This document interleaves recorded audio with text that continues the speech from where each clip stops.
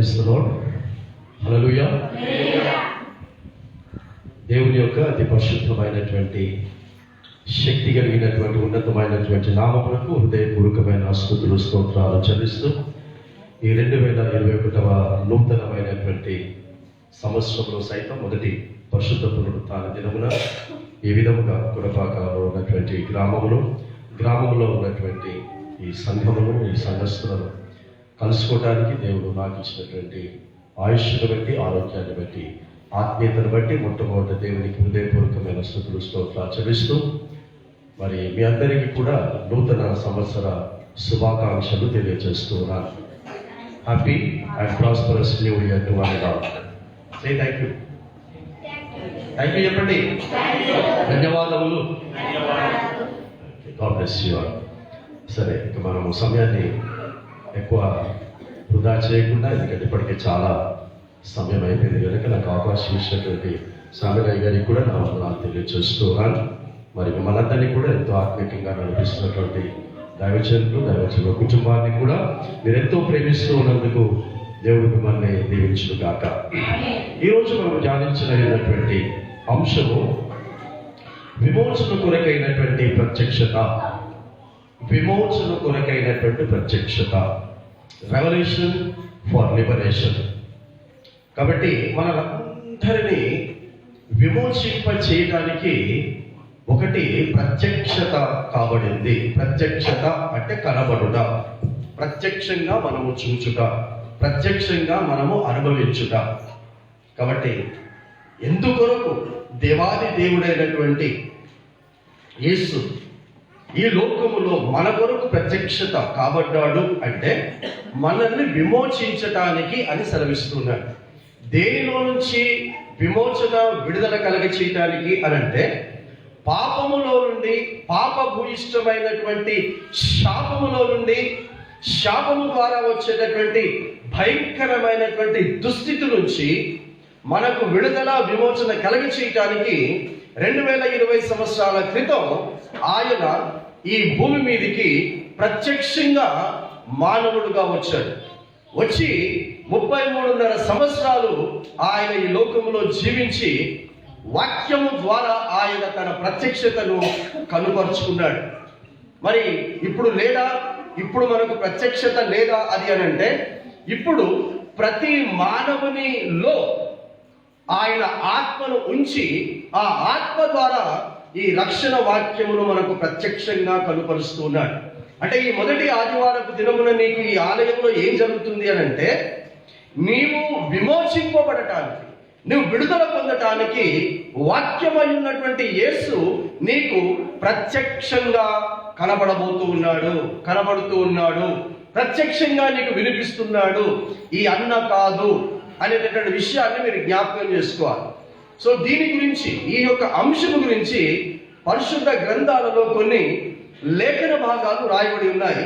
అందులో నుంచి 76వ కీర్తన 9-10 వచనాలను మనము చూసినట్లయితే ఈ యొక్క విమోచకుని గురించి రాయబడినటువంటి మాటలు మనకు అక్కడ కనబడుతూ ఉంటాయి.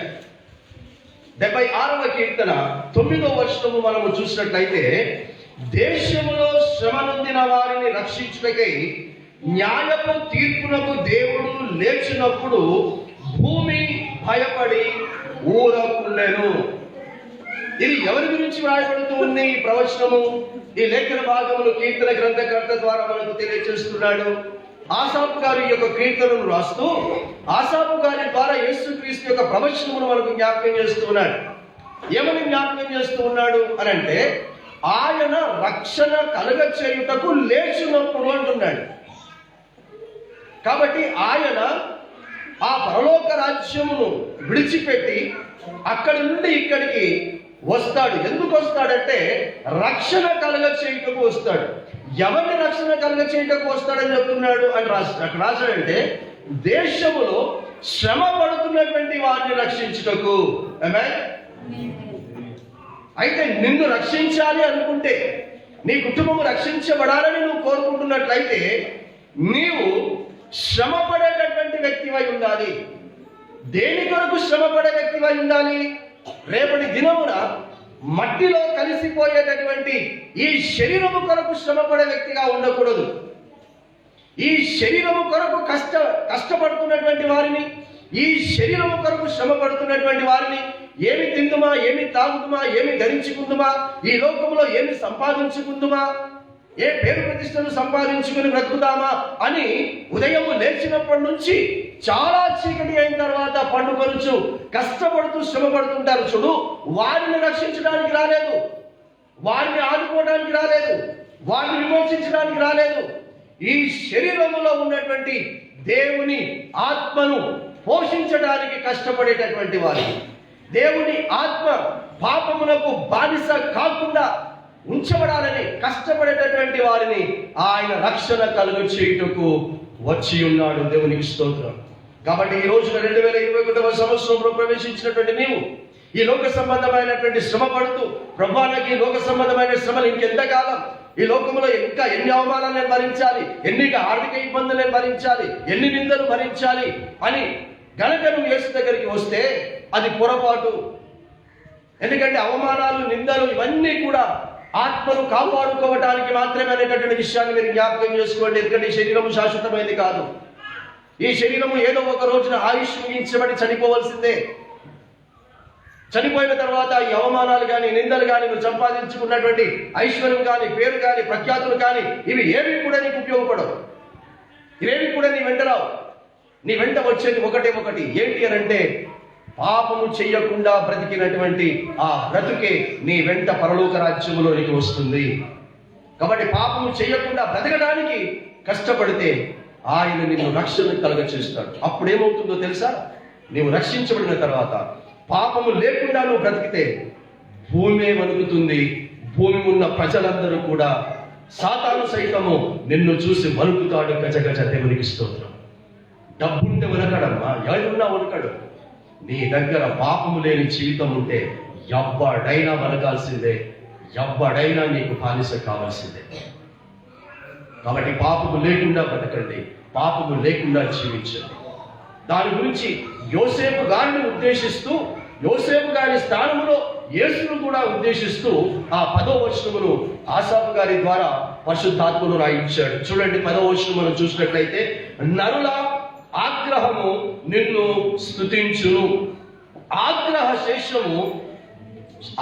శేషమును నీవు ధరించుకొందువు అని సెలవిస్తున్నాడు. రెండవ మాట ఏమంటున్నాడు అని అంటే, నరుల యొక్క ఆగ్రహము, అనుగ్రహము కాదు. నరులు నీ మీద ఏం చేస్తారమ్మా? ఆగ్రహించుకుంటారు. ఇక్కడ ఎంతమంది రక్షించబడిన వారు ఉన్నారు చెప్పండి. మొన్న 1వ తారీఖున కూడా కొంతమంది బాప్తిసాలు తీసుకున్నటువంటి వారు ఉన్నారు. ఇక్కడ కొడపాక నుంచి ఒక 3, అలాగే మెదక్ ప్రాంతం నుంచి 2, మరి ఈ రోజున కూడా ఒక యవనస్తురాలు బాప్తిసం తీసుకుంది. మీ బాప్తిసంకు నిదర్శనం ఏంటి? రక్షించబడ్డావు అనగా యేసుక్రీస్తు ప్రభువారిని సొంత రక్షకుడిగా నువ్వు అంగీకరించావు. అంగీకరించినప్పుడు నీ ఇంట్లో రక్షించబడిన వారు ఏం చేస్తారు నీ మీద? ఇంకా యేసును నమ్ముకున్నటువంటి నీ ఇంట్లో ఉన్నటువంటి కుటుంబ సభ్యులు కానీ, నీ బంధువులు కానీ ఏం చేస్తారు? నీ మీద అడుగుతారు, నీతో మాట్లాడు, నిన్ను వెలివేసినటువంటి విధంగా చూస్తారు. నువ్వు ఎవరో పనికి మారినటువంటి దేవుణ్ణి నమ్ముకున్నామన్నటువంటి ఉద్దేశంతో నిన్ను వెలివేస్తారు. అది ఆగ్రహము కిందకి వస్తుంది. అలా నరులు నిన్ను ఆగ్రహించుకుంటే నువ్వు ధన్యురాలివి. క్రీస్తునామమున నువ్వు దేవుణ్ణి నమ్ముకున్నందుకు, దేవాది దేవుడైనటువంటి యేసుక్రీస్తు ప్రభువారిని నీ సొంత రక్షకుడిగా అంగీకరించి పాపము లేని జీవితము జీవించడానికి ఆయనను వెంబడిస్తే నరులు నిన్ను అసహించుకున్నా, నరులు నిన్ను గంజిలో ఈగలు తీసి పక్కన పెట్టినా కూడా నువ్వు ఏమీ బాధపడదు. ఎందుకంటే ఒక రోజున ఆ నరుల ఆగ్రహించిన ఆ నరులే నీవు ఈ రోజు ఆరాధిస్తున్నటువంటి, నువ్వు పూజిస్తున్నటువంటి ఈ యేసుక్రీస్తు ప్రభువారిని స్తుతించే దినం వస్తుంది ఒక దినమున. దేవునికి స్తోత్రం. అది జరిగింది. ఇది ఎవరి గురించి జ్ఞాపకం చేస్తూ రాస్తున్నాడు అంటే, యోసేపు గారి గురించి జ్ఞాపకం చేస్తూనే యేసుక్రీస్తు ప్రభువారి గురించి కూడా చెప్తున్నాడు. యోసేపు గారు యాకోబు గారికి ఇవ్వబడినటువంటి సంతానములో ఒక సంతానం. అనగా అతనికి 10 మంది అన్నలు ఉన్నారు, ఒక తమ్ముడు ఉన్నారు. ఈ 10 మంది అన్నలందరూ కూడా కలిసి ఏం చేశారు? యోసేపును ఆగ్రహము పెంచుకున్నారు అతని మీద కోపాన్ని పెంచుకున్నారు. ఎందుకు కోపాన్ని పెంచుకున్నారు చెప్పండి ఒకసారి. ఎందుకు కోపాన్ని పెంచుకున్నారు యోసేపు మీద? ఆస్తి ఉందనా? ఐశ్వర్యం ఉందనా? కాదు. దేవుడు అతనికి తోడుగా ఉన్నాడని, దేవుడు అతని పట్ల ఒక గొప్ప ప్రణాళిక కలిగి ఉన్నాడని, దేవుడు అతనికి దర్శనాలు చూపిస్తున్నాడని. అంతేకాకుండా యోసేపు అనేటటువంటి తండ్రి కూడా అతన్ని ఎక్కువగా ప్రేమిస్తూ ఉన్నాడన్న ఉద్దేశంతో అతని మీద కోపం పెంచుకున్నారు. అలాగే నీ మీద కూడా ప్రజలు కానీ కుటుంబస్తులు కానీ ఎవరైనా అందుకే నీ మీద కోపం పెంచుకున్నారు అనుకోండి, యోసేపును దేవుడు ఆశీర్వదించిన విధంగా నిన్ను కూడా ఆశీర్వదిస్తాడు. దేవుడు నిన్ను అభివృద్ధి పరుస్తాడు. నా సహోదరుడా, నా సహోదరి, లైవ్లో వీక్షిస్తున్నటువంటి బిడ్డలారా, ఎవరు కూడా దేవుని కొరకు బ్రతుకుతున్నటువంటి వారు ఎవ్వరు కూడా సిగ్గుపడాల్సిన అవసరం లేదు, ఎవ్వరు కూడా బాధపడాల్సిన అవసరం లేదు. ఎవరైతే నిన్ను బాధ పెట్టారో, ఎవరైతే నిన్ను హింసించారో వారు ఒక దినమున నీ పాదాల దగ్గరికి వచ్చి తీరుతారు. నీ పాదాల దగ్గరికి వచ్చి వచ్చారు అని అంటే వారు దేవుణ్ణి కూడా అంగీకరించి దేవుని స్తుతిస్తారు అని అర్థం. అందుకే యోసేపు చివరి దినాలలో తన మీద ఆగ్రహం పెంచుకున్నటువంటి వారందరూ కూడా యోసేపు దగ్గరికి దేహి అని వచ్చిన తర్వాత, తమ్ముడు మమ్మల్ని క్షమించు, తమ్ముడు మేము నిన్ను అర్థం చేసుకోలేదు అని అతన్ని బ్రతిమలాడినప్పుడు ఆ యోసేపు అన్న మాటలు ఒకసారి చూడండి. ఇక్కడ యోసేపు ఆసాపు కాదు, జ్ఞాపకం చేసినటువంటి విషయాలను అక్కడ యోసేపు మాటల్లోనే మనము విందాం ఒకసారి. ఆదికాండం 50వ అధ్యాయము అనగా చివరి అధ్యాయము యోసేపు మాటలు చూడండి. ఈ మాటలు కూడా ఒక రోజు నువ్వు పలుకుతావు, తప్పకుండా నువ్వు పలుకుతావు ఈ మాటని. ఏమని రాసుకున్నాడో చూడండి. అక్కడ 20వ వచనములు మనం చూసినట్లయితే 19 కూడా చూద్దాం. యోసేపు ఏమంటున్నాడు? భయపడకుడి, నేను దేవుని స్థానమందు ఉన్నానా? మీరు నాకు కీడు చేయనుద్దేశించిరి గాని నేటి దినమున జరుగుచున్నట్లు అనగా బహు ప్రజలను బ్రతికించినట్లుగా అది మేలుకే దేవుడు ఉద్దేశించెను. హల్లెలూయా, హల్లెలూయా, హల్లెలూయా. మీరు నాకు కీడు చేయాలనుకున్నారు, కానీ దేవాది దేవుడు ఈరోజు నాకు మాత్రమే మేలు కాదు నా సహోదరులారా, మీ కీడు, మీ ఆగ్రహము, మీ కోపము, మీ వ్యతిరేకత, మీ అసహ్యము, మీ అవమానాలు, మీ నిందలు నాకు మేలు మాత్రమే కాదు, నా ద్వారా ప్రజలందరికీ మేలు కలుగునట్లు దేవుడు నా జీవితమును మీ అసహ్యపు ద్వారా, మీ కీడు ద్వారా ఆశీర్వదించాడని చెప్తున్నాడు. నా ప్రియ సహోదరి, ఒక దినమున నువ్వు కూడా ఈ మాట పలుకుతావు. Praise the lord. నిన్ను ఎంతమంది నీకు కీడు తలపెట్టాలనుకున్నారు, ఎంతమంది నిన్ను అసహించుకున్నారు, వారందరూ కూడా ఒక దినమున యోసేపు అన్నలు వచ్చిన విధముగా వస్తారు. వారు ఏమంటున్నారో తెలుసా? ఆ పై వచనమును చూడండి. యోసేపు దగ్గరికి వచ్చి ఏమంటున్నారు? 18వ వచనములో, మరియు అతని సహోదరులు పోయి అతని ఎదుట సాగిలపడి, ఇదిగో మేము నీకు దాసులమని చెప్పగా. ఒకప్పుడు ఏం చేశారమ్మా? దాసునిగాను బానిసగాను అమ్మేశారు యోసేపు. కట్టు బట్టలు లేకుండా దిగంబరిగా అమ్మారు యోసేపు. అలాంటి యోసేపు దగ్గరికి ఇప్పుడు వీళ్ళు అమ్మిలోనే వచ్చేమంటున్నారు? నీకు మేము దాసులము అంటున్నారు.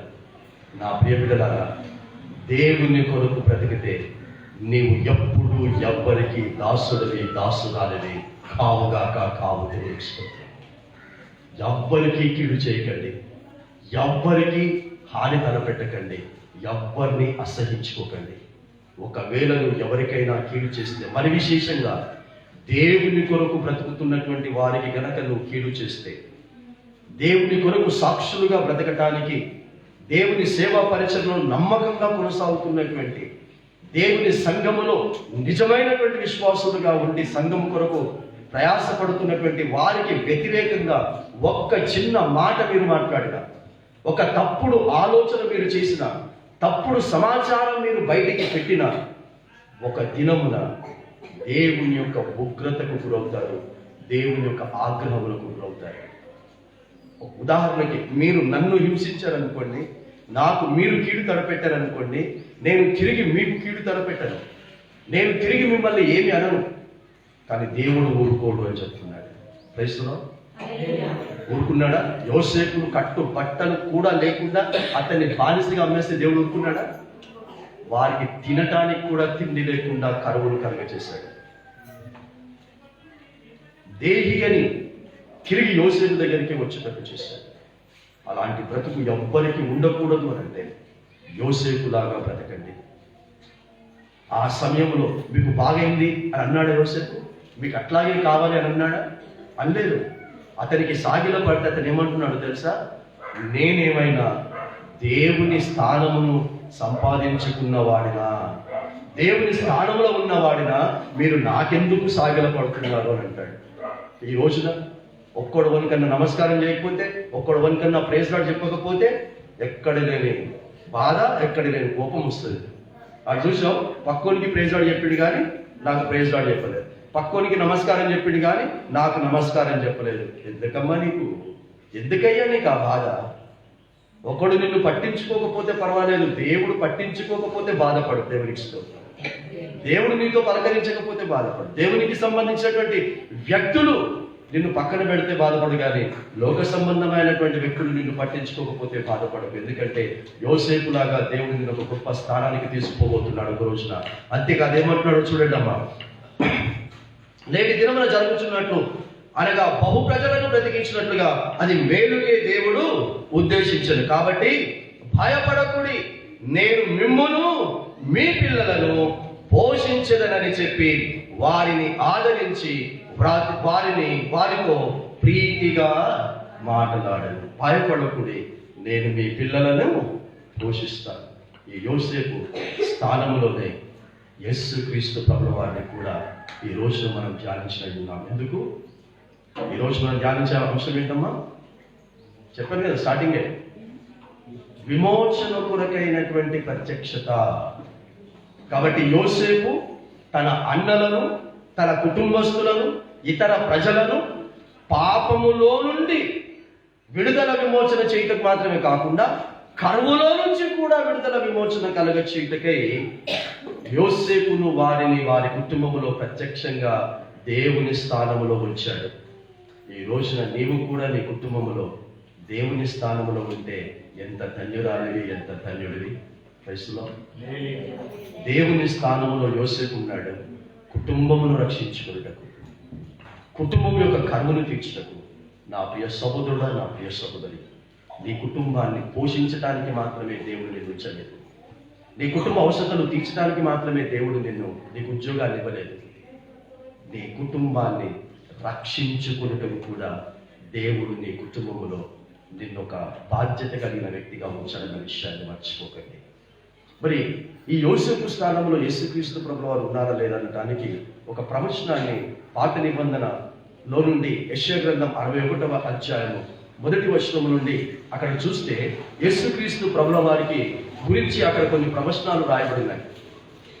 ఆ ప్రవచనములో మొదటి అధ్యాయంలో 61వ అధ్యాయం 1వ వచనములో ఆ ప్రవచనం ఏమని రాస్తున్నాడో చూడండి. యేసుక్రీస్తు ప్రభువు వారి గురించి, ప్రభువు యొక్క ఆత్మ నా మీదికి వచ్చి ఉన్నది, దీనులకు సువర్తమానము ప్రకటించుటకు యెహోవా నన్ను అభిషేకించెను, నలిగిన హృదయము గల వారిని దృఢపరచుటకును, చెరలోనున్న వారికి విడుదలను, బంధింపబడిన వారికి విముక్తిని ప్రకటించుటకును, యెహోవా ఈ సంవత్సరమును మన దేవుని ప్రతిదండన దినమును ప్రకటించుటకును, దుఃఖాక్రాంతులందరినీ ఓదార్చుటకును, సియోనులో దుఃఖించి వారికి ఉల్లాస వస్త్రమును ధరింపజేయుటకును, బూడిదకు ప్రతిగా భూదండనను, దుఃఖములకు ప్రతిగా ఆనంద తైలమును, భారభరితమైన ఆత్మకు ప్రతిగా స్తుతి వస్త్రమును వారికి ఇచ్చుటకు ఆయన నన్ను పంపి ఉన్నాడు.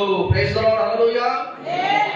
యెషయా గారి ద్వారా చెప్తున్నాడు, నీ ఇంటికి, ఈ లోకములకు ఆ దేవాది దేవుడు యేసు అన్న నామకరణముతో ఎందుకు పంపబడ్డాడు, దేనిలో నుండి విమోచింపబడటానికి పంపి ఉన్నాడో ఇక్కడ రాస్తూ ఉన్నాడు. ఆయన ఏమి చేయడానికి వచ్చాడో చెప్తున్నాడు. దాని ద్వారా నీకు ఎలాంటి విడుదల కలుగుతుందో చెప్తున్నాడు. అవన్నీ చెప్పాలంటే అక్కడ రాయబడినటువంటి ఎందుకు పంపబడ్డాడో ఒక్కొక్కడు చెప్పాడు కదమ్మా. ఒక్కొక్క దాని గురించి మనం ప్రసంగం చేయడం ప్రారంభిస్తే నా వయసు సరిపోదు, మన జీవిత ఆయుష్ సరిపోదు. దేని కొరకు పంపించాడు. అలాంటిది మనకి ఇవ్వబడినటువంటి అరగంట 40 నిమిషాల్లో అవన్నీ చెప్పాలంటే సమయం సరిపోదు. కాబట్టి మీరు చదువుకుంటే తెలిసిపోతుంది ఆయన ఎందుకొరకు నీ దగ్గరికి పంపబడ్డాడు, మన దగ్గరికి ఎందుకు పంపబడ్డాడు, ఎందుకు ప్రత్యక్షంగా ఆయన ఈరోజు నీతో నాతో మాట్లాడుతున్నాడో తెలుస్తుంది. అందులో ప్రాముఖ్యమైనటువంటి విషయం ఎందుకు పంపబడ్డాడంటే ఆయన సువర్తమానమును తెలియచేయుటకు, ప్రశ్నలో ప్రకటించుటకు. అంటే ఆయన సువార్త ప్రకటించడానికి వచ్చాడమ్మా. అంటే ఆయన సువార్త అంటే అర్థం ఏంటి? మంచి వార్తను ప్రకటించడానికి వచ్చాడు. అంటే నువ్వు మంచి చెయ్యు, చెడును విసర్జించు.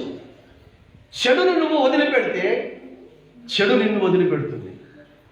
మంచి నువ్వు వదిలిపెడితే మంచి నిన్ను వదిలిపెడుతుంది. అవునా కాదా? ఇప్పుడు నేను అక్కడ నుంచి ఒక వాహనంలో వచ్చాను. వాహనంలోనే నేను ఉండి వాక్యం చెప్తే మీకు అందరికీ వినబడుతుందా? అంటే ఇప్పుడు మీకు వాక్యం వినాలంటే నేను ఏం విడిచిపెట్టాలి? నేను వచ్చినటువంటి వాహనం విడిచిపెట్టాలి. అలాగే నువ్వు దేవుని యొక్క వాహనం అనేటటువంటి మేఘము ఒక రోజు నీ కొరకు రాబోతుంది. మేఘములు మనం అందరం తీసుకుపోతున్నామన్న వాళ్ళు చేయలేకుండా ఒకసారి ఒక రోజు మన కొరకు మేఘం వస్తుంది. ఆ మేఘం అనే వాహనంలో నేను కూర్చుండి నేను యేసుని పెళ్లి పోతాను అన్నటువంటి వర్తమానం నేను విన్నాను, అది నేను నమ్ముతున్నాను. నా కొరకు ఒక రోజు మేఘం అనే వాహనం వస్తుంది, నేను ఎత్తబడుతున్నాను అన్న వాళ్ళు చేయలేకుండా ఒకసారి. Very good, God bless you. మరి ఆ వాహనం ఎక్కాలి అని అంటే మీరు ఏం చేయాలి? ఇప్పుడు ఇక్కడ ఏం విడిచిపెట్టాలి? పాపం అనే వాహనం విడిచిపెట్టాలి, శాపం అనే వాహనాన్ని విడిచిపెట్టాలి. ఇక పాపం అంటే ఒక్కొక్కటి నేను చెప్పే అవసరం లేదు. ఎవరికి ఏ పాపం తెలుసు, ఏది తప్పో తెలుసు, ఏది చెడ్డదో తెలుసు. దాన్ని విడిచిపెట్టకుండా మాత్రం నువ్వు దేవుని ఆశీర్వాదాలు అనుభవిస్తారంటే మాత్రము అది లాభం లేదు. అందుకే ఇక్కడ సువార్తను నేను ప్రకటించుటకు ఆయన నన్ను పంపి ఉన్నాడు అని అన్నప్పుడు యేసును నమ్ముకున్న ప్రతి ఒక్కరు ఏం వినాలి చెప్పాలి? సువార్త వినరు. కానీ సేవకుని దగ్గరికి ఎందుకు వస్తారు? సంఘానికి ఎందుకు వస్తారు? ప్రార్థన చేయించుకొని వస్తారు. ప్రార్థన సమయానికి ప్రార్థన కొరకు సేవకులు కావాలి. కానీ సేవకులు ఎందుకు కావాలి? యేసు ప్రార్థన చేయడానికి రాలేదు. ఆయన ఇప్పుడు మీరు చదివిన దాంట్లో నేను అనేక ప్రజల కొరకు ప్రార్థన చేయటకు పంపబడి ఉన్నానని ఉంది. అందులో లేదు కదా? లేదని నీవు సువార్త వింటే ఆ సువార్త ద్వారా నీ దుఃఖములు సంతోష దినములుగా మార్చబడతాయి, నీ దరిద్రత ఐశ్వర్యముగా మార్చబడుతుంది. ఆయన ఎవరిని కూడా నీ దరిద్రత పోవును గాక అని ప్రార్థన చేయలేదు, నీ అనారోగ్యం పోవును గాక అని ప్రార్థన చేయలేదు. మీరు సువార్త విని ఆ సువార్త ద్వారా మీరందరూ కూడా రక్షించబడతారని సెలవిస్తున్నారు. ఎలాంటి మేలు జరుగుతుందో మీరు చూడండి. ఒక 61వ అధ్యాయంలోనే ఎలాంటి అద్భుతమైనటువంటి మేలు జరుగుతుందో కొన్ని విషయాలు మీకు జ్ఞాపకం చేస్తారు. 7వ వచనమును చూడండి. మనము గనక రక్షించబడితే, మనము గనక యోసేపు బ్రతికినటువంటి బ్రతుకు గనక మనం బ్రతికితే, యోసేపు లాగా అన్నిటినీ తగ్గించుకొని ఎవ్వరు ఏమన్నా నన్ను కాదు నా దేవాది దేవుడు పంపిన పనుల మీద నేనున్నాను, ఎవ్వరు ఏ విధమైన ప్రవర్తన నా దగ్గర ప్రవర్తించిన నాకు సంబంధము లేదు అని కనుక నువ్వు యోసేపు లాగా బ్రతికితే, యోసేపు లాంటి జీవితము జీవించడమే కాదు, యోసేపుగా ఇచ్చిన ఆశీర్వాదమే కాదు, అక్కడ ఇంకొక మాట చెప్తాడు, మీ అవమానములకు ప్రతిగా రెట్టింపు ఘనత నొందుదురు. హల్లెలూయా. ఏమి నొందుదురు? మీ అవమానములకు ప్రతిగా రెట్టింపు ఘనతను నొందుదురు. అయ్యో నన్ను అవమానించాడండి సామెలయ్య గారు, పలానా మాట అంటే నన్ను అవమానకరంగా చూశాడండి. నో ప్రాబ్లం, నేటి అవమానమే రేపటి ఘనత. వయసులో అవమానం దేవుని కొరకు బ్రతికై ఉంటేనే. మళ్ళీ చెప్తున్నారు, ఒక త్రాగుతున్నటువంటి వ్యక్తిని అవమానిస్తే వానికి రేపు ఘనత దొరుకుతుంది అనుకుంటే కాదు. ఇప్పుడు తాగి వచ్చినటువంటి వ్యక్తిని 10 మందిలో అరే ఎందుకు నువ్వు తాగి వచ్చావంటే వాళ్ళు అవమానించినట్ట కాదా? అమ్మా, నేను అన్నా అనకపోయినా ఆ తాగి వచ్చిన విషయం అందరికీ తెలుసు. అయినా నేను కావాలని ఇక్కడ నుంచి ఏమన్నాను, ఎందుకు నువ్వు తాగి వచ్చావు అన్నాను. అప్పుడు అతడు ఈ వాక్యం తీసుకున్నాడు అనుకోండి, వరప్రసాద్ అన్న నన్ను అవమానించాడు కాబట్టి రేపు నాకు రెట్టింపు ఘనత దొరుకుతుంది అని అనుకుంటే వాళ్ళంత మూర్ఖుడు ఇంకొకడు, వాళ్ళంత మూర్ఖురాలు ఇంకొకరు ఉంటాడు. నీ అవమానాలు దేవుని కొరకు బ్రతికేటటువంటి బ్రతుకుతున్నప్పుడు అవమానిస్తాయి. ఉదాహరణకి మొన్నటి దినమున బాప్తిజం తీసుకుని మేము రక్షించబడ్డామండి, ఇక లోకంతో మాకేం సంబంధం లేదు, లోకాశలు అన్నింటినీ మేము చంపి బ్రతుకుతున్నాము అని తీర్మానం తీసుకుని మేము బాప్తిజం తీసుకున్నారు. అలాంటి వారిని కనుక, అలాంటి వారు నమ్మకంగా బ్రతుకుతున్నప్పుడు మీరు అవమానించారనుకోండి, వారికి దేవుడు రేపు రెట్టింపు ఘనత మీ ద్వారానే ఇస్తాడు. అది నేటి అవమానం రేపటి ఘనత అంటే ఇగో ఈ వాక్య పద్ధతి ప్రకారంగా బ్రతుకుతూ అవమానాలు పడతాయి. దానికి అక్షరాల ఆత్మీయంగా సజీవ సాక్ష్యము నేనే. ఆమేన్. దేవుని కొరకు నా జీవితాన్ని సమర్పించుకున్న నాట నుండి నేటి వరకు నన్ను అవమానించినటువంటి ప్రతి చోట కూడా నాకు రెట్టింపు ఘనతను దేవుడు ఇచ్చాడు. ధైర్యంగా నేను చెప్పగలను అన్నమాట. ఎందుకంటే అవమానించిన వారి మధ్యలోనే దేవుడు నన్ను తలగానే ఉంచాడు కానీ తోకగా ఉంచలేదు. పైవాడిగానే ఉంచాడు కానీ క్రిందివాడిగా ఉంచలేదు.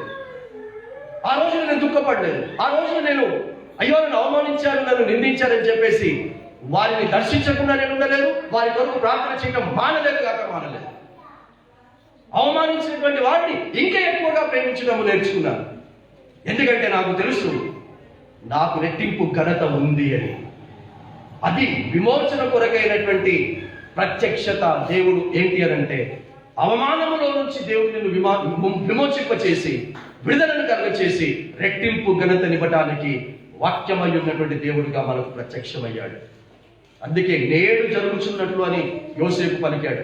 యోసేపు గారు పలికాడు నేడు జరుగుచున్నట్లు అని. కాబట్టి యోసేపు జీవితంలోనే కాదు ఇప్పుడు కూడా జరుగుతుంది. ఇంకేమన్నాడో చూడండి, నిందకు ప్రతిగా తాము పొందిన భాగమును అనుభవించి వారు సంతోషింతురు. ఇవన్నీ యోసేపుకు జరిగాయా జరగలేదా? జరిగాయా? యేసుకు జరిగాయా జరగలేదా? అపోస్తలులకు జరిగాయా జరగలేదా? ఈ పరిశుద్ధ గ్రంథంలో భక్తులకు జరిగాయా జరగలేదా? కొడపాకలో ఉన్నటువంటి భక్తులమైనటువంటి నీకు కూడా ఈ మేలు జరిగింది, ఇక ముందు కూడా జరుగుతుంది. దేవునికి స్తోత్రం.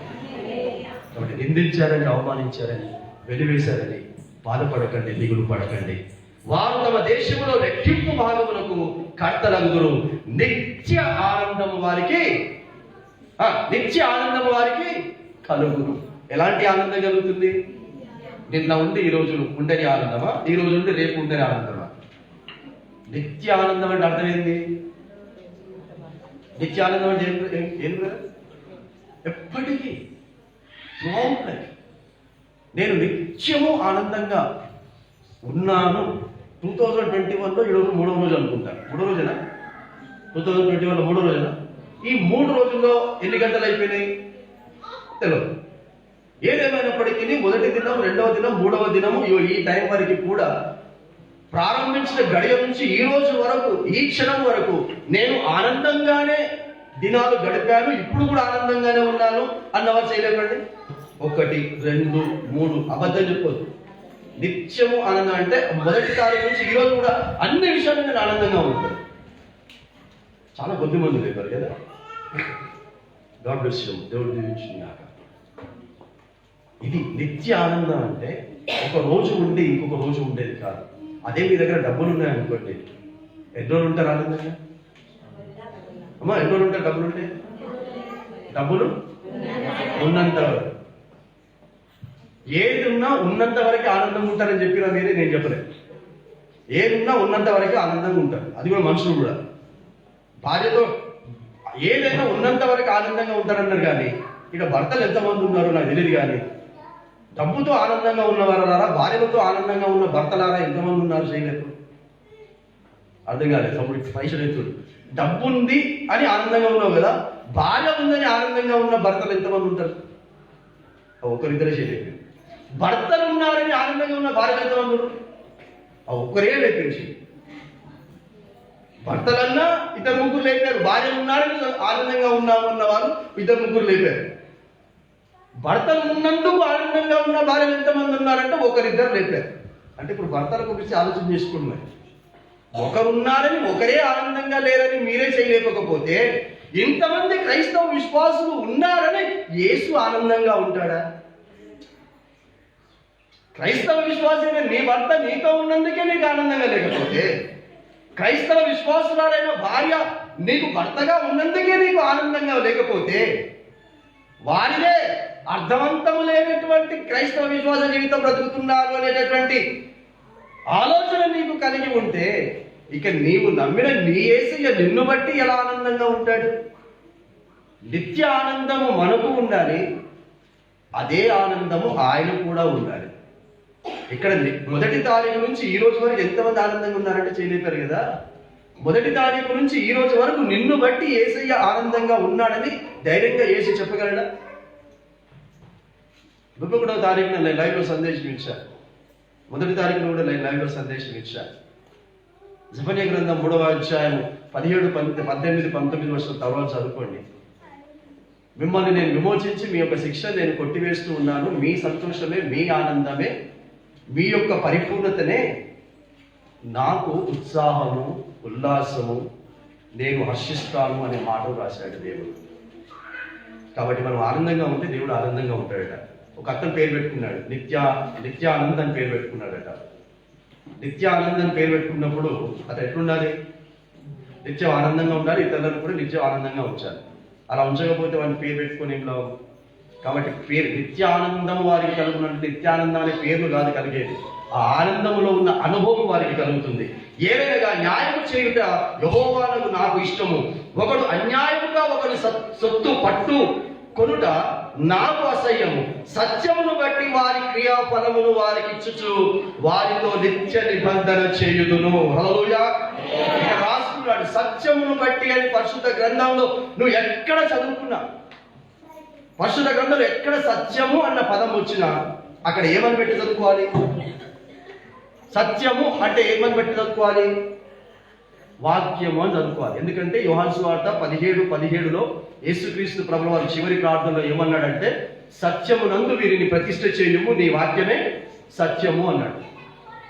కాబట్టి ఇక్కడ సత్యమును బట్టి అంటే వాక్యమును బట్టి వారి క్రియాఫలమును వారికి ఇచ్చుచు ఉన్నాను. అంటే నీ క్రియలు ఎలా ఉండాలి?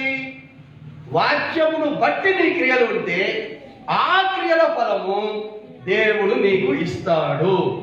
అంటే నీ ప్రార్థన ఎట్లుండాలి చెప్పాలి. నీ ప్రార్థన ఎలా చేయాలి? వాక్యమును బట్టి నువ్వు ప్రార్థన చేయాలి. వాక్య పద్ధతి ప్రకారంగా ప్రార్థన చేయాలి. వాక్య పద్ధతి ప్రకారంగా పాటలు పాడాలి. వాక్య పద్ధతి ప్రకారంగా బైబిల్ చదవాలి. దేవుని కొరకు చేసే ప్రతిదీ కూడా వాక్య పద్ధతి ప్రకారంగా. నువ్వు తినే తిండి కూడా, చివరికి నువ్వు వెళ్ళే వాష్రూమ్ కూడా వాక్య పద్ధతి ప్రకారంగానే ఉండాలి. వాక్య పద్ధతి ప్రకారంగా లేని ఏది కార్యము కూడా లేదు. ఈ శరీరంలో వెంట్రుక దగ్గర నుంచి అధికారులు ఉన్నటువంటి నా గోటి వరకు కూడా ప్రతిదీ కూడా వాక్య పద్ధతి ప్రకారంగానే చెయ్యాలి. ఈ రోజున చూస్తే ఎప్పుడు వాడితే అప్పుడు కటింగ్లు చేసుకుంటారు కదా. ఇక్కడ ఉన్నటువంటి పెద్దలు మీకు తెలుసు, అప్పట్లో కటింగ్లు ఎట్లా చేసుకుంటున్నాం? పగలే చేసుకుంటారు కదా. మళ్ళీ కటింగ్ చేసుకుని వచ్చిండ్రు అంటే చాలా చేయండి, ఇంట్లోకి వచ్చేవాళ్ళు కాదు, ఏ పని ముట్టేవాళ్ళు కాదు. ఇప్పుడు ఎప్పుడు వాడితే అప్పుడు కటింగ్ చేసుకుంటున్నారు, వస్తుండ్రు, తింటుండ్రు, అన్నీ చేస్తుండ్రు. వారికి ఇష్టం ఉన్నప్పుడు అటు స్నానం చేస్తారు. ఇంట్లో దరిద్రత తాండవం ఆడకపోతే ఏమాడుతుంది? అది బైబిల్లో లేదు కానీ చెప్తున్నాను. పెద్దలైతే ఆ పద్ధతి పెట్టుకున్నారు కదా. ఆ పద్ధతి పెట్టుకుని ఎందుకు పాటిస్తలేదు? అమ్మా, ఆ బల్లి మీద పడితే స్నానం చేయాలి అని పెద్దలు అని అన్నారు. అది బైబిల్లోనే ఉంది, బైబిల్లో ఉంది. చదువుకోండి. ఆయన చెప్పినటువంటి లేవికాండం మొత్తం చదువుకోండి. లేవికాండంలో ఉన్నవన్నీ ఇవే పద్ధతులు. అన్యులు పాటించే పద్ధతులన్నీ కూడా, వారు ఆచరించే ఆచారాలన్నీ కూడా మోషే గారి ద్వారా లేవికాండంలో రాయించినవే వారు పాటిస్తున్నారు. వాళ్ళు పాటిస్తుంటే మనం వాటిని అంటే అందుకే నా ఉర్దూలో ఒక మాట ఉంది, నా గడక నా ఘాట్క, నా ఉదర్కా హే నా ఇదర్కా హే, బీచ్ కా హే అప్పుడు. నా అటు అక్షరరీతిగా వాక్యములు పాటించము, ఇటు ఆత్మీయంగా కూడా వాక్యములు పాటించము. ఇక మనం ఆశీర్దించబడమంటే ఎక్కడ ఆశీర్దించబడతాం? అందుకే వాక్యమును బట్టి వారి క్రియల ద్వారా నేను వారికి ఫలములను ఇచ్చుచు ఉన్నాను అని చెప్పి ఆ తర్వాత ఏమంటున్నాడు? ఏమన్నాడు అక్కడ? వారితో నిత్య నిబంధన చేయుదును అని 9వ వచనంలో ఆ 3వ లైన్, వారు యెహోవా ఆశీర్వదించిన జనమని వారిని చూసిన వారందరూ ఒప్పుకొందురు. హల్లెలూయా. వారిని చూసిన వారందరూ కూడా ఏమంటారట? వీరు యెహోవా వలన ఆశీర్వదింపబడిన వారు, వీరు యేసయ్య ద్వారా ఆశీర్వదించబడిన వారని ఇతరులు చూసి మన గురించి చెప్పారు. అంతే తప్ప ఆయనకు ఉద్యోగం ఉంది కాబట్టి, ఆయనకి పొలం ఉంది కాబట్టి, వాళ్ళ అయ్యమ్మ వానికి ఆస్తులు రాసిచ్చారు కాబట్టి, వాళ్ళ అయ్యమ్మలు సంపాదించారు కాబట్టి వాళ్ళు ఈ రోజున ఈ స్థితిలో ఉన్నారని నీ గురించి చెప్పుకుంటే అది వ్యర్థము. నీ కష్టార్జితమును నీవు అనుభవించదవు అని రాసింది బైబిల్. అది నిశ్చయముగా. కాబట్టి యెహోవా చేత విమోచింపబడినటువంటి వారు ఎలాంటి ప్రసిద్ధమైనటువంటి గొప్ప జీవితం జీవిస్తారో ఇక్కడ రాస్తున్నాడు.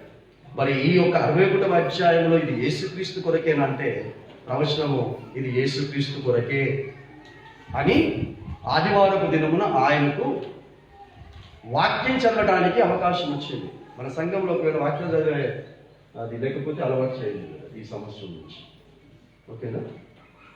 ముందుకొచ్చి బైబుల్ చదివేటటువంటి ఆనవాయితీ ఉండాలి. ఆరాధన ఉంది, స్తుతి ఉంది, అన్నీ ఉన్నాయి. అట్లాగే ఒకవేళ లేకపోతే చెప్తున్నాను, ఉంటే ఇట్స్ వెల్. వాక్యం చదివే ముందు, వాక్యం ప్రకటించే ముందు సంఘంలో నుంచి ఎవరైనా ఆ వాక్యము ధ్యానించబోతున్నటువంటి దాని గురించి కొన్ని మాటలను పరిశుద్ధ గ్రంథంలో నుంచి చదవాలి. అది దేవుడు పెట్టినటువంటి పద్ధతి. అలాగే యేసుక్రీస్తు ప్రభుల వారి యొక్క దినాలలో కూడా ఈ అలవాటు ఉంది. ఈ అలవాటు ప్రకారంగా ఆయన కూడా ఎవ్రీ డే చర్చికి వెళ్ళేవాడు. ఎవ్రీ సాటర్డే చర్చికి వెళ్ళేవాడు. అతనికి కూడా వారికి విశ్రాంతి దినం ఆ రోజున శనివారం కనుక యూదులకు ఆయన వెళ్ళేవాడు. ప్రతి విశ్రాంతి దినమున ఆయన చర్చికి వెళ్ళేవాడు. వాక్యం ప్రకటించేవాడైనప్పటికీ, వాక్యమును బోధించేవాడైనప్పటికీ అప్పటికే నీటి బాప్తిసం తీసేసుకున్నాడు. అప్పటికే గలిలయలోనికి వెళ్ళి సువార్తను ప్రకటించేస్తున్నాడు. ఈ ప్రవచన రీతిగా ఆయన ఆల్రెడీ ఆ కార్యమును జరిగించేశాడు.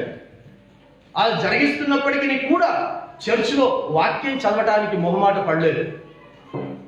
ఈ రోజున పెద్ద పెద్ద స్పీకర్లు ఉన్నారు కదండి, కొన్ని సిఎస్ఐ సంఘంలో నుంచే వెళ్ళినటువంటి వారు ఉన్నారు. ఆ శ్యామ్ కిషోర్ గారు కానివ్వండి, లేకపోతే ప్రవీణ్ కుమార్ గారు కానివ్వండి, లేకపోతే స్టీఫెన్ పాల్ గారు కానివ్వండి, లేకపోతే సతీష్ కుమార్ గారు కానివ్వండి, ఇలా ఎవరెవరినైనా తీసుకోండి, మీరందరూ కూడా సిఎస్ఐ బ్యాక్గ్రౌండ్ నుంచి వచ్చినటువంటి వాళ్ళే, సిఎస్ఓ నుంచి బయటకు వచ్చినటువంటి వాళ్ళే. ఇప్పుడు వారిని కనుక వారు ఎక్కడి నుంచి అయితే బయటకు వచ్చారో అక్కడికి వచ్చి, బ్రదర్ మీరు ఇంతకు పెద్ద స్పీకర్ అయినప్పటికీ కూడా మీరు మా చర్చకు వచ్చారు కాబట్టి కాస్త ఓల్డ్ టెస్ట్మెంట్ చదవండి బ్రదర్, న్యూ టెస్ట్మెంట్ చదవండి బ్రదర్, కాస్త గాస్పల్స్ చదవండి బ్రదర్, కాస్త కీర్తనలు చదవండి, మీకు ఇస్తాము అని అంటే చదువుతారో లేదో నాకు తెలియదు, కానీ చదవాలి. నువ్వు ఎంత గొప్ప స్పీకర్ అయినా సరే దేవుని యొక్క చిన్న కార్యము చేసే అవకాశం వచ్చినా కూడా చెయ్యాలి. ఎంత గొప్ప స్పీకర్ అయినా సరే కార్పెట్ ఎత్తే అవకాశం వచ్చినా కూడా కార్పెట్ ఎత్తాలి. జాడు కొట్టే అవకాశం వచ్చినా కూడా జాడు కొట్టాలి. మేమందరం కూడా ఆ స్థాయిలో నుంచి ఈ స్థాయికి వచ్చినమే.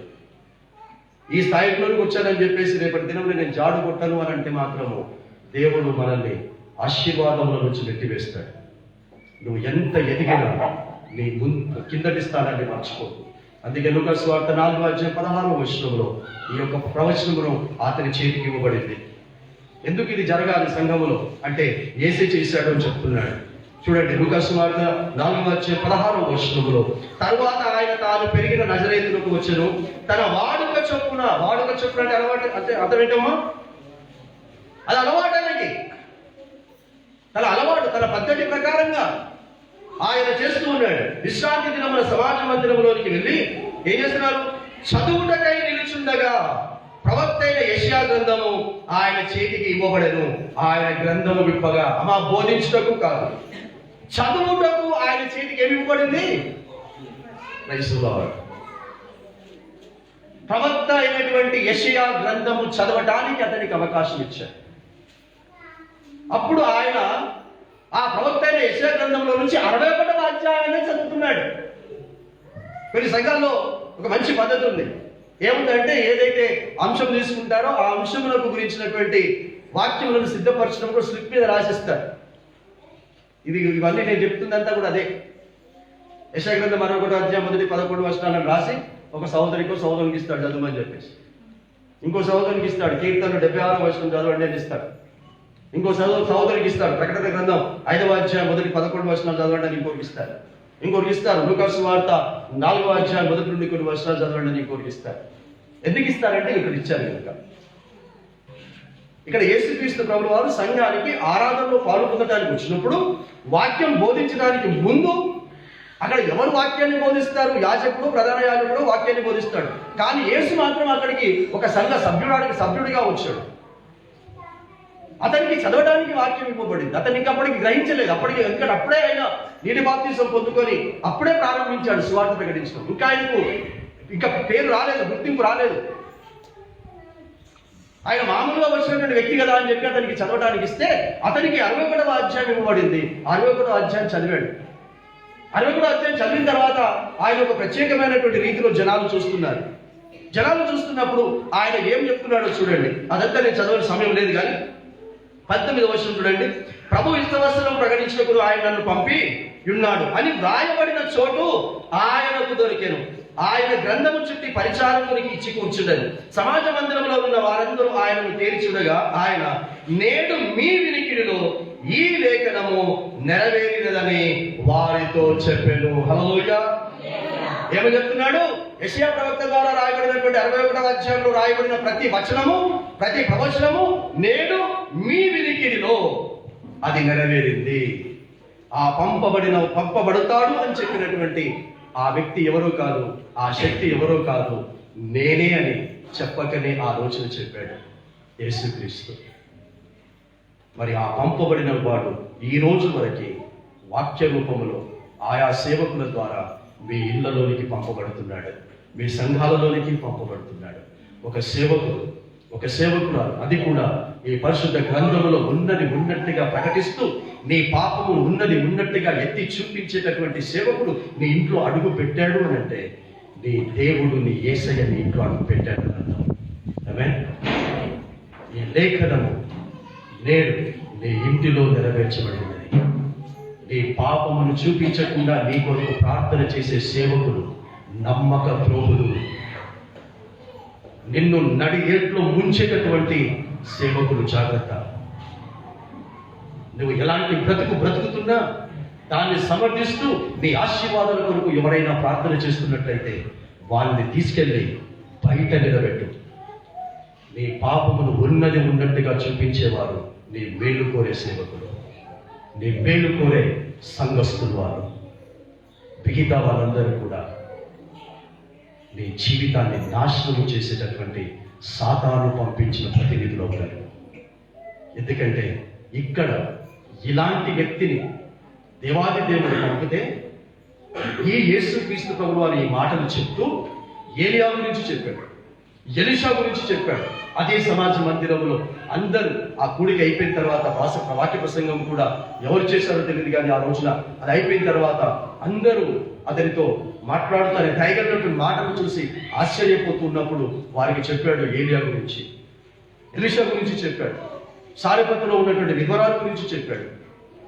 ఆ ఇంట్లో వారు ఉన్నటువంటి ఆ పట్టణంలో, ఆ యొక్క గ్రామంలో 3 సంవత్సరాల 6 నెలలు కరువు వచ్చినప్పుడు ఒక ఇంటికే పంపాడని చెప్తాడు. ఒక విధవరాలింటికే పంపబడ్డాడు ఏలియా, అందరి దగ్గరికి పంపబడలేదు. ఎవరి ఇంటికైతే ఏలియా ప్రవక్త పంపబడ్డాడో ఆ ఇంటికి మేలు జరిగింది. దేవుడికి స్తోత్రం. ఆ ఇంటిలో కరువు లేకుండా దేవుడు కొట్టివేశాడు.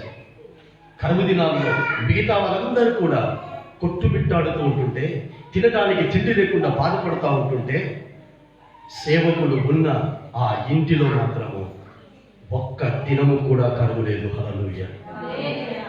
ఖాళీ పాత్ర. ఇది మీరు అనుభవంలోకి తెచ్చుకొని చూడండి. నా అనుభవంలో ఉంది ఇది.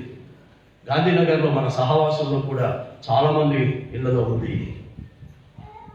ఎప్పుడైనా చాలా కష్టంలో ఉన్నప్పుడు, చాలా ఇబ్బందుల్లో ఉన్నప్పుడు, అసలు ఏమి నీ దగ్గర లేదు అన్నప్పుడు, నువ్వు ఇంటి నుంచి బయలుదేరినప్పుడు ఖాళీ పర్సు నువ్వు జోబులో పెట్టుకున్నావు. సడన్ గా పెట్రోల్ అయిపోయింది, నువ్వు దేవుని యొక్క పరిచర్య కొరకు వెళ్తున్నావు, నువ్వు దేవునికి ఇష్టమైన బిడ్డగా బతుకుతున్నావు. సారెపత్తులో ఉన్నటువంటి వివరాలు, పిండి ఉన్న దానిలో నుంచి ప్రతిరోజు పిండి తీసిందా? నూనె ఉన్నటువంటి బుడ్డిలో నుంచి ప్రతిరోజు నూనె తీసిందా? మొదటి రోజు మాత్రం కొద్దిగా పిండి, కొద్దిగా నూనె ఉన్న దానిలో నుండి తీసాను. మొదటి దినం అయిపోయింది, మొత్తం కంప్లీట్ కడిగి ఊసి బోర్లా వేసేసింది. నెక్స్ట్ పూట లేచారు. నెక్స్ట్ పూట లేచినప్పుడు ఖాళీగా ఉన్నాయి పాత్రలు. అమ్మగారు లేచారు, కొడుకు లేచాడు, ఏలియా పడుకున్నాడు. అప్పుడు ఏలియా గారిని లేచింది. అయ్యా మరి నిన్న ఏమో అన్నావు, మరి నిన్ననైతే చేసి పెట్టాం, మరి ఇప్పుడైతే అన్ని కడిగి పాత్రలు అన్ని మూసి పెట్టేశాం కదా, మరి ఇప్పుడు సంగతి ఏంటి, మరి ఈ పూట సంగతి ఏంటి అన్నాడు. ఏం పర్వాలేదమ్మా, నిన్న ఎందులో నుంచి అయితే పిండి తీసి కడిగి బోర్లా వేసావో, నిన్న ఏ బుడ్డిలో నుంచి నిన్న తీసి అయిపోయిన తర్వాత కడిగి బోర్లా వేసావో, ఆ బోర్లా వేసిన ఆ పాత్రల్ని మళ్ళా సరిగా వేసి అందులో నేను చేయి పెట్టమ్మా అన్నాడు. ఇది ఎంతమంది అట్లా చేయబడతారు చెప్పండి. పిక్చరేషన్ నీకు అంటారు. నిన్నంటే కొద్దిగా ఉంది, చేయబెట్టుకున్నావు తీసిన. ఈరోజు ఖాళీదారిలో చేయబెట్టుకుంటున్నావు ఏంటి అంటే ఆడ ఒక్క మాట కూడా మాట్లాడకుండా సేవకుని మాటనే దేవుని మాటగా ఖాళీ పాత్రలో చేయబెట్టింది. పిడికెడు పిండి బయటికి తీసిందమ్మా దేవునికి స్తోత్రం. హల్లెలూయా. ఖాళీ బుడ్డలో చేయబెట్టింది. ఆ యొక్క పిండికి కావలసిన నూనె తీసింది. ఇలా 1 రోజు కాదు, 2 రోజులు కాదు, 3 సంవత్సరాల 6 నెలలు తీసింది. 3 సంవత్సరాల 6 నెలలు తీసింది. అని దానికంటే దైవజనుడు ఎన్ని సంవత్సరాలు, ఎన్ని దినాలు ఆ ఇంటిలో ఉంటే అన్ని సంవత్సరాలు, అన్ని దినాలు ఖాళీ పాత్రలను దేవుడు ఆశీర్వదించాడు. ఈ విషయాన్ని అక్కడ వారికి చెప్పాడు. ఎలియా విషయం చెప్పాడు. ఈ ఎలీషా విషయం వాళ్ళ అనుభవం చెప్తే అప్పుడు వీళ్ళకి కోపం వచ్చిందట. అందుకే 76వ కీర్తన చెప్పాడు, నరుల ఆగ్రహము నిన్ను స్తుతించున్నాడు. యోసేపు మీద ఆగ్రహమే కాదు, ఈ యేసుక్రీస్తు ప్రభువు వారిని చివరి దినాలు ఆగ్రహించుకోలేదు, ప్రారంభ దినాల్లోనే ఆగ్రహించుకున్నారు. 4వ అధ్యాయంలో ఆగ్రహించుకుని పట్టణములో నుంచి వెళ్ళగొట్టి అతన్ని తలకిందులుగా వేసి చంపేయాలనుకున్నారట. కానీ యేసుక్రీస్తు అక్కడ వారు ఒక్క మాట కూడా మాట్లాడకుండా అక్కడి నుంచి తన దారిన, తన మార్గమున ఆయన మౌనంగా వెళ్ళిపోయాను అని రాస్తాడు. మీ తర్వాత ఇంటికి వెళ్ళినాక చదువుకోండి. ఆ మాట మాత్రం నేను చదివిస్తాను. 29వ వచనంలో చూడండి. సమాజ మందిరంలో ఉన్న వారందరూ ఆ మాటలు విని ఆగ్రహంతో నిండుకొని లేచి ఆయనను పట్టణములో నుండి వెళ్ళగొట్టి ఆయనను తలకిందుగా పడద్రోయవలనని తమ పట్టణమును కట్టబడిన కొండపేటు వరకు ఆయనను తీసుకొని పోయిరి. అయితే ఆయన వారి మధ్య నుండి దాటి తన మార్గమున వెళ్ళిపోయాను. హల్లెలూయా. యేసుక్రీస్తు ప్రభుల వారిని వెళ్ళగొట్టి ఆయన్ని కొట్టి తలకిందులుగా వేసి ఆయనకు హాని తలపెట్టాలని, కీడు తలపెట్టాలంటే ఏసేం చేశాడట? తన మార్గమున తాను. ఈ మాదిరి నీకు నాకు చూపిస్తున్నాడు. నీ జీవితంలో నువ్వు ఎంతమందికి మేలు చేసినా, ఎంతమందికి నువ్వు మంచి చెప్పినా వాళ్ళు అర్థం చేసుకోకుండా నీ మీద, యేసు మీద తిరగబడినట్టు, యోసేపు మీద తిరగబడినట్టు తిరగబడితే వారు మౌనంగా ఉండి వారి దారిన వారు వెళ్ళిపోయిన విధంగా నువ్వు మౌనంగా ఉండి నీ పని దేవుని పనిగా నువ్వు చేసుకుంటూ వెళ్ళిపో. అప్పుడు నీ అవమానము, నీ నింద రెట్టింపు ఘనతకు కారణంగా ఉంటుంది. నిత్య ఆనందంగా జీవిస్తావు. దేవునికి స్తోత్రం. అన్ని విషయాలు తలగా పైవారుగానే ఉంటారు, క్రింది వారుగా ఉండరు అనేటటువంటి విషయాన్ని మీ జ్ఞాపకం చేస్తున్నాడు. చివరిలో పత్రికల పాఠముగా, పత్రికలలో నుంచి మనం చూసినట్టయితే ప్రకటన గ్రంథం 5వ అధ్యాయంలో చివరిది మాట చెప్పి నేను సరిచేస్తాను. ప్రకటన గ్రంథం 5వ అధ్యాయంలో నీ గురించి, నా గురించి, పరిశుద్ధుల గురించి ఒక మాట రాయబడింది. గ్రంథం విప్పేటటువంటి సమయం వచ్చిందట. ఆ గ్రంథాన్ని ఎవ్వరు కూడా విప్పటం లేదట. యేసు చేత ప్రేమించబడినటువంటి యోహాను గారు ఈ ప్రకటన గ్రంథం రాయించాడు. పద్మాసు దీపంలో రాయించాడు. పరలోకములో ఒక దినములో ఏం జరగబోతుందో ఆ జరగబోతున్నటువంటి దాన్ని చూపించాడు. ప్రకటన అంటే ప్రత్యక్షత. అదే రోజు మనం ధ్యానిస్తున్నాం. ప్రకటన అనే దాన్ని ప్రత్యక్షత అని మనం ధ్యానిస్తున్నాం. విమోచన కొరకైన ప్రత్యక్షత, విమోచన కొరకైన ప్రకటన. ఇప్పుడు నేను ఏం చేస్తున్నాను? ఇక్కడ ప్రకటిస్తూ ఉన్నా, మీకు తెలియజేస్తూ ఉన్నా. సో ఆ ప్రకటన గ్రంథంలో నుంచి, ఆ ప్రత్యక్షత గ్రంథంలో నుంచి 5వ అధ్యాయం 8వ వచనమును మీరు చూడండి. 5వ అధ్యాయం 5వ వచనంలో మొత్తం నేను చదివించడం లేదు. అది ఎవ్వరికి విప్పటం సాధ్యం కాకపోతే ఒక వ్యక్తిని విప్పమంటున్నారంటే ఆ వ్యక్తి యేసు. 5వ వచనం, ఆ పెద్దలలో ఒకడు ఏడవకము, ఇదిగో దావీదులకు చిగురైన యూదా గోత్రపు సింహము 7 ముద్రలను తీసి ఆ గ్రంథమును విప్పుడకై జయము పొందెనని నాతో చెప్పాను. ఎవరమ్మా? దావీదు చిగురు అంటే యేసుక్రీస్తు ప్రభువు. ఇర్మియా గ్రంథం 33వ అధ్యాయం 15వ వచనములో నేను దావీదులకు చిగురును నేను మలిపిస్తాను, అతడు నీతిమంతుడుగా ఉండి నీతి రాజ్య పరిపాలన చేస్తాడని ప్రవచనం రాస్తాడు ఈయన గురించి. మళ్ళీ యెషయా గ్రంథం 9వ అధ్యాయం 1వ వచనములో యెషయి మొద్దులో నుండి నేను చిగురును కురిపిస్తానంటాడు. ఆ యెషయి మొద్దులో నుండి వచ్చినటువంటి చిగురు దావీదులో నుండి వచ్చినటువంటి చిగురు యేసుక్రీస్తు. ఆ యేసును ఈ 7వ ముద్రను విప్పుతాడు. ఎవ్వరేం భయపడకండి, ఎందుకంటే ఆయన లోకమును జయించి వచ్చాడు. సో ఆ 7వ ముద్ర ఆ విప్పినప్పుడు అందులో ఎవరెవరు ఉన్నారు? ఎవరి గురించి రాయబడి ఉంది? ఒకసారి చూద్దాం. అందులో నుంచి 8వ వచనం. ఆయన దానిని తీసుకున్నప్పుడు ఆ 4 చీములు వీణలను ధూపద్రవ్యములు నిండిన సువర్ణ పాత్రలను పట్టుకొని ఉన్న ఆ 20 పెద్దలను ఆ గొర్రెపిల్ల ఎదుట సాగిలపడిరి. ఈ పాత్రలు పరిశుద్ధుల ప్రార్థనలు. Praise the lord. ఎవరి ప్రార్థనలు ఉన్నాయి? ఇక్కడ ఎవరి ప్రార్థన పాత్రలు ఉన్నాయి? ఇక్కడ ఈ పాత్రే కావాలా? సారెపత్తులో ఉన్నటువంటి ఇంటిలో ఉన్నటువంటి పాత్రనే కావాలా? అమ్మా, ఈ పాత్రలు నీ ఇంటిలో ఉండాలి. నీ పరిశుద్ధమైన ప్రార్థనతో నిండబడిన పాత్ర దేవుని దగ్గర ఉండాలి. హల్లెలూయా. నేను ప్రార్థన చేసి వచ్చానండి, నేను ఇంట్లో ప్రార్థన చేసుకున్నానండి, ఆ ప్రభు వల్ల సమయంలో ప్రార్థన చేసుకున్నానండి. పరిశుద్ధురాలి ప్రార్థన, పరిశుద్ధుని ప్రార్థన. పాపి ప్రార్థన లోక సంబంధమైన వాటి కొరకు వినడు. పరిశుద్ధుల ప్రార్థన ఎలాంటి వాటి కొరకైనా వింటాడు. పాపి ప్రార్థన వింటాడు. ఏ విషయంలో వింటాడు? నేను ఘోరమైన పాపము చేసిన పాపంతో నిండిన దానను, పాపంతో నిండిన వాడను, మరలా నేను పాపము చేయకుండా బ్రతుకుతాను, నన్ను క్షమించు అంటే ఆ ప్రార్థన వింటాడు. ఆ ప్రార్థన నిన్ను పరిశుద్ధునిగా ఇంటికి పంపిస్తాడు.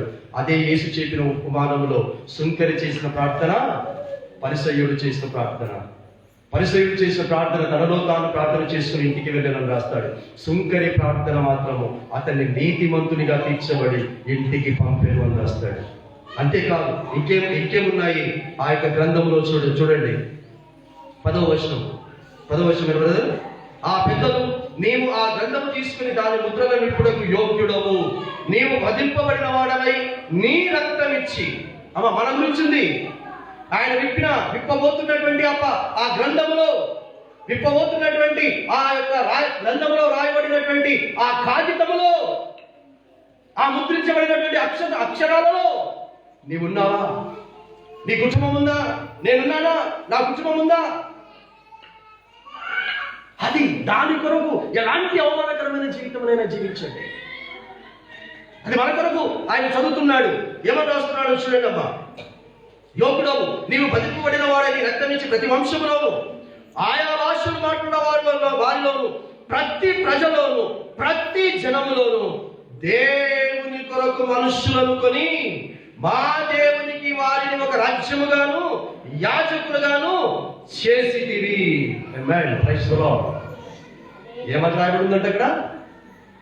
ఎటువంటి వంశములో పుట్టిన, ఏ భాష మాట్లాడే కుటుంబములో, దేశములో పుట్టిన, ఎలాంటి ప్రజలలో ఉన్నా నిన్ను ఎందుకు కొన్నాడో తెలుసా?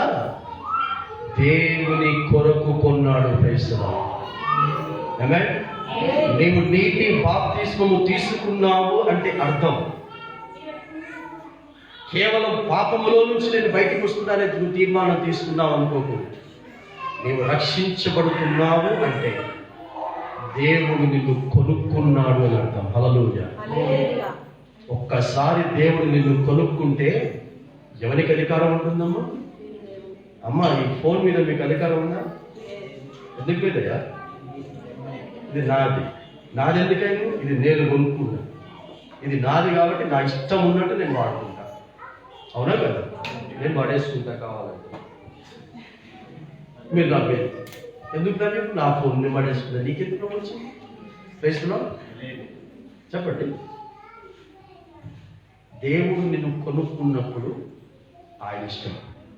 నిన్ను పడేసినా నోరు మూసుకో, నిన్ను సంకనెత్తుకున్నా నోరు మూసుకో, నిన్ను తిట్టించినా నోరు మూసుకో, నిన్ను గౌరవించినా నోరు మూసుకో. అంతే. ఆయన నన్ను కొనుక్కున్నాడు కాబట్టి ఎప్పుడు నన్ను ఘనమైన స్థితిలోనే ఉంచాలంటే, ఎప్పుడు నన్ను గౌరవించే స్థితిలోనే ఉంచుతానంటే ఉంచుతాడా?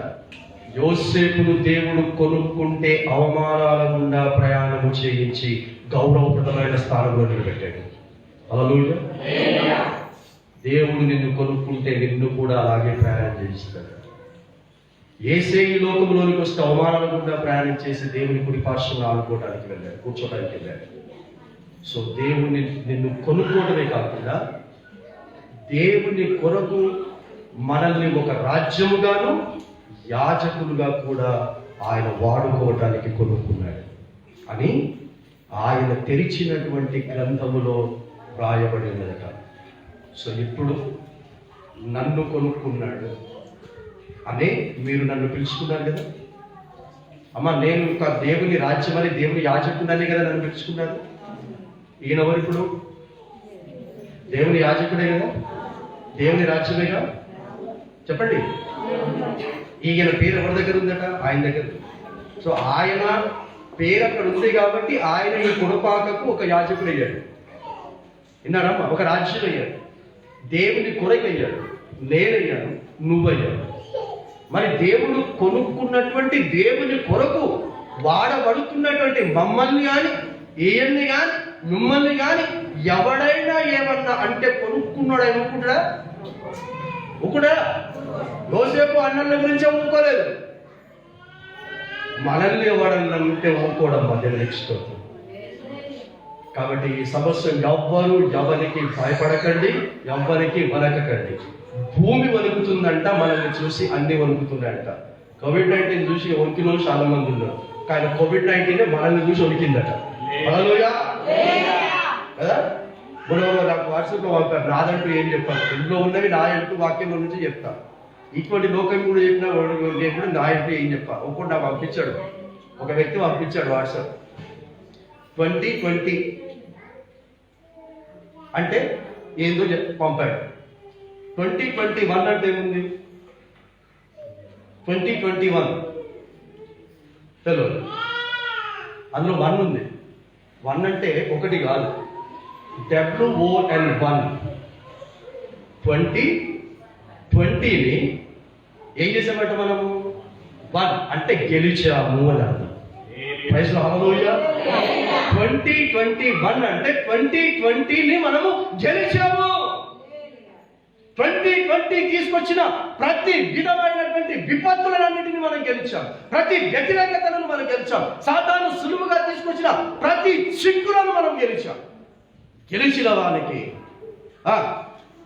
దేవుని పరదేశంలో జీవవృక్ష ఫలమును భుజంకరిస్తాను, జీవ కిరీటమును ధరింపచేస్తానని అన్నాడు. కాబట్టి 2020లో వచ్చిన వాటిని అయ్యో ఇట్లయిపోయి అట్లయిపోయి వాడు బాయ్ వీడు బాయ్ ఇది పోయింది అది పోయింది అనుకోకండి. నువ్వు ఉన్నావు కదా, పోయిన వాళ్ళ గురించి నీకెందుకు, పోయిన వాటి గురించి నీకెందుకు, ఉన్న నీకు గెలిచినటువంటి బిడ్డగా నీకు అన్ని దేవుడు సమకూరుస్తున్నాడు. అందుకే విమోచింపబడటానికి దేవుడు ప్రత్యక్షమయ్యాడు. అదే ప్రకటించబడుట. నీకు సువార్త తెలియచేయబడుతుంది. ప్రత్యక్షత ఎందుకు నీకు సువార్త ప్రకటించబడుతుంది? ఇలాంటి సేవకుల ద్వారా అంటే దేవుడు నిన్ను విడిపించడానికి, విడుదల కలిగించడానికి, ఇంతవరకు జానించిన పిల్లలుగా గొప్ప స్థానంలో ఉంచడానికి ఈ కొద్ది మాటలు దేవుడు మన వీరికి దీవించిందాక. పరిశుద్ధమైన దేవ మా తండ్రి, నీ బిడ్డలుగా నన్ను ఉన్నదని కూడా దీవించింది. ఆనందం దీవిస్తూ అయినా మా కొరకు ఎవరు పంపబడ్డారో ఎవరు పంపబడలేదు, ఏది పంపబడిందో ఏది పంపబడలేదో తెలియదు, కానీ నీవే మా కొరకు పంపబడినందుకు నీకు స్తోత్రములు నాయనా. పంపబడిన నీవు నీ సొత్తుగా మమ్మల్ని కొనుక్కున్నావు. పంపబడిన నీవు నీ కొరకు రాజ్యంగా, నీ కొరకు యాజకులుగా చేసుకున్నావు తండ్రి. అలా ప్రతి వంశంలో నుంచి, ప్రతి భాష మాట్లాడే వారిలో నుంచి, ప్రతి జనములో నుంచి తండ్రి ప్రభువా మమ్మల్ని వేరు పార చేసినందుకు నీకు స్తోత్రాలు చెల్లిస్తున్నాను. కాబట్టి లోకం మమ్మల్ని అర్థం చేసుకోకపోయినా, లోకం మమ్మల్ని ధృవీకరించిన, లోకం మమ్మల్ని అసహించుకున్నా, లోకం మమ్మల్ని అవమానించిన, లోకం మమ్మల్ని నేర్చుకొని నిందలు వేసినప్పటికీ కూడా తండ్రి ప్రభువా యోసేపు లాగా లెక్క చెయ్యము నాయనా. నీలాగా నీవు చూపించిన దారిన మార్గమున నీవు అప్పగించిన పనిలో సాగిపోతాము నాయనా. నీకు స్తోత్రములు. తద్వారా మీ ప్రక్కన యోగ్యమైన భార్యలుగా ఒక దినమున కూర్చుంటామన్న నమ్మకం మాకందరికీ కలగచేసినందుకు హృదయపూర్వకమైన స్తుతులు స్తోత్రాలు చెల్లిస్తూ మా ప్రభు రక్షకుడైన యేసుక్రీస్తు తండ్రి వేడుకొంచున్నాము స్వామి. ఆమేన్.